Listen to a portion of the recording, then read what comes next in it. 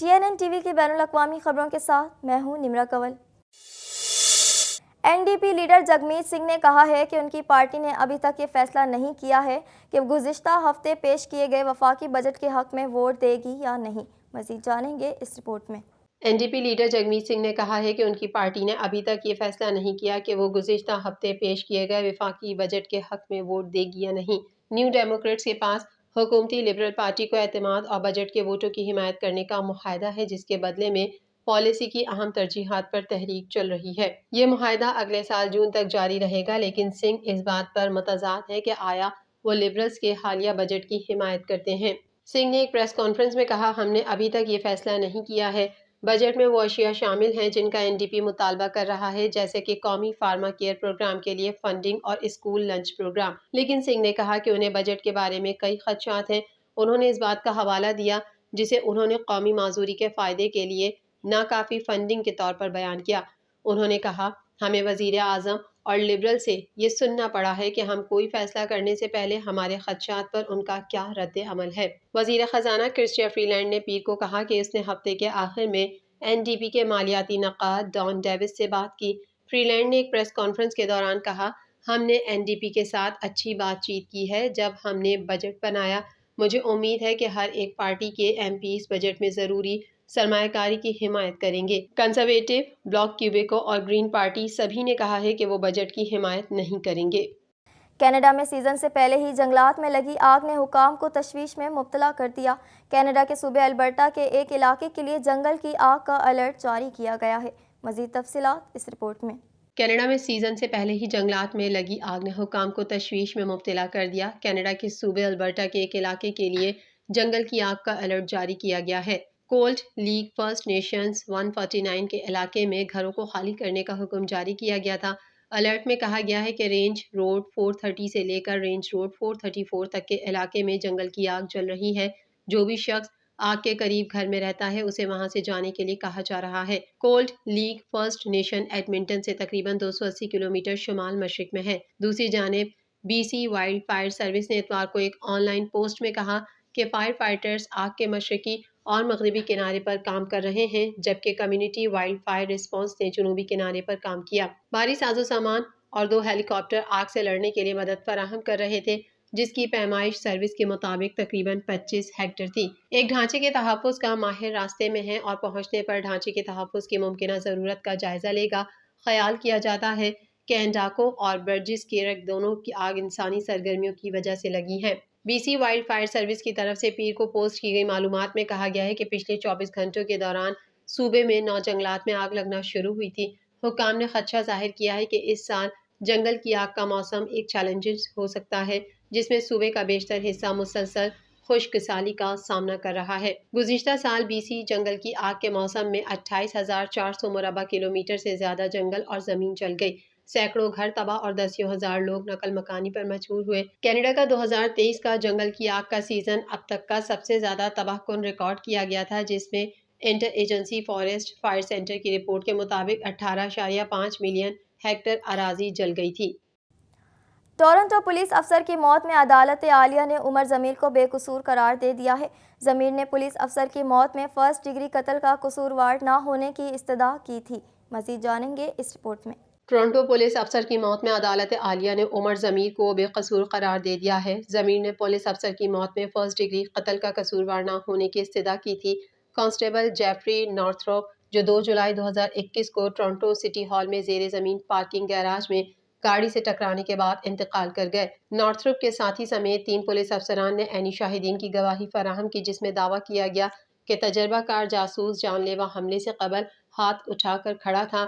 عمر ضمیر کا کہنا ہے کہ جب وہ اپنے 3 بچوں کو مسکراتے ہوئے دیکھتا ہے تو انہیں فوراً ٹورنٹو کے ایک پولیس افسر کے بچوں کے بارے میں سوچتے ہیں، جن کی موت کے الزام سے وہ اب بری ہو چکا ہے۔ دوسری جانب ٹورنٹو پولیس کے سربراہ مائرون ڈیمکیو نے آنٹیریو کی صوبائی پولیس سے کہا ہے کہ وہ پولیس اہلکار کی موت میں عمر ضمیر کے مقدمے کی سماعت کے دوران سپریم کورٹ کی جسٹس این مولائی کی طرف سے کیے گئے منفی تبصروں کے نتیجے میں آزادانہ جائزہ لیں۔ پریس ریلیز میں کہا گیا ہے کہ جب بھی ٹورنٹو پولیس سروس عدلیہ کی طرف سے اٹھائے گئے خدشات سے آگاہ ہوتی ہے، اس کی حکمرانی کا تقاضا ہے کہ افسر کی گواہی، طرز عمل، طریقہ کار اور تربیت کے حوالے سے ایک جائزہ لیا جائے۔ ٹورنٹو پولیس افسران جانتے ہیں کہ ہر ایک دن ان کے ہر کام سے اعتماد حاصل کرنا ضروری ہے۔ اعتماد کے بغیر پولیسنگ لامتناہی حد تک مشکل ہو جاتی ہے۔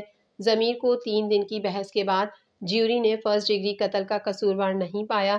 پولیس اہلکار سادہ کپڑوں میں کام کر رہا تھا جب وہ کام کے دوران گاڑی کی زد میں آ کر ہلاک ہو گیا۔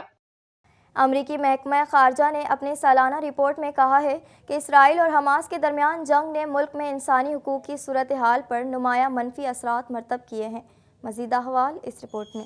امریکی وزارت خارجہ نے غزہ میں اسرائیل کی سرپرستی میں انسانی حقوق کی پامالیوں پر رپورٹ جاری کر دی۔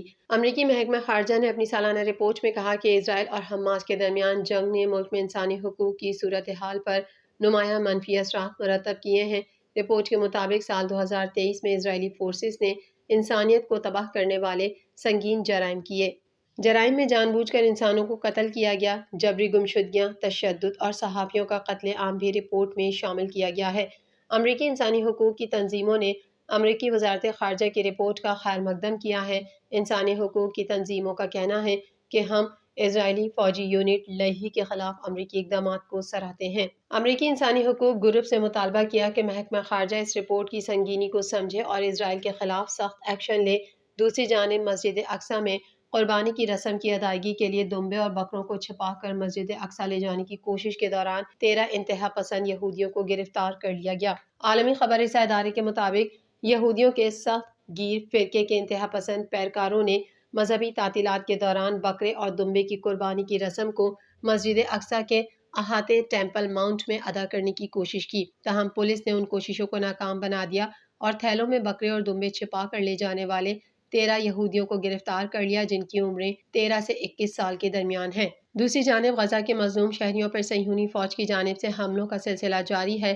24 گھنٹوں میں مزید 55 فلسطینی شہید ہو گئے، جس کے بعد شہید ہونے والوں کی تعداد 34,183 اور 77,143 زخمی ہو چکے ہیں۔ واضح رہے کہ غزہ میں محکمہ صحت کے اعداد و شمار کے مطابق اسرائیلی افواج 7 اکتوبر سے اب تک 34,000 فلسطینیوں کو شہید کر چکی ہے، جن میں سے زیادہ تر خواتین اور بچے شامل ہیں۔ نیو یارک کی عدالت میں سابق امریکی صدر ڈونلڈ ٹرمپ کے خلاف کرمنل ٹرائل کی سماعت جاری ہے۔ سابق صدر 2016 کے صدارتی الیکشن میں فراڈ کا الزام عائد کیا گیا ہے۔ مزید جانیں گے اس رپورٹ میں۔ نیو یارک کی عدالت میں سابق امریکی صدر ڈونلڈ ٹرمپ کے خلاف کرمنل ٹرائل کی سماعت جاری ہے۔ سابق صدر پر 2016 کے صدارتی الیکشن میں فراڈ کا الزام عائد کیا گیا ہے۔ سابق امریکی صدر ٹرمپ کے وکیل کا کہنا ہے کہ ٹرمپ بے گناہ ہیں، انتقامی کارروائی کی جا رہی ہے۔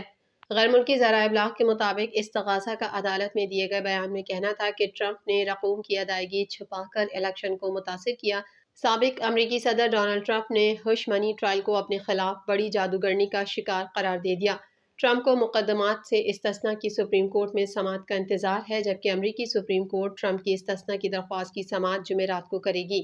نیو یارک میں عدالتی پیشی کے بعد میڈیا کے نمائندوں سے گفتگو کرتے ہوئے ڈونلڈ ٹرمپ نے کہا کہ یہاں جو کچھ آپ سننا چاہتے ہیں یہ آپ کے لیے بہت آسان ہے۔ دراصل یہ مقدمہ میرے خلاف مشترکہ طور پر وچ ہنٹ ہے۔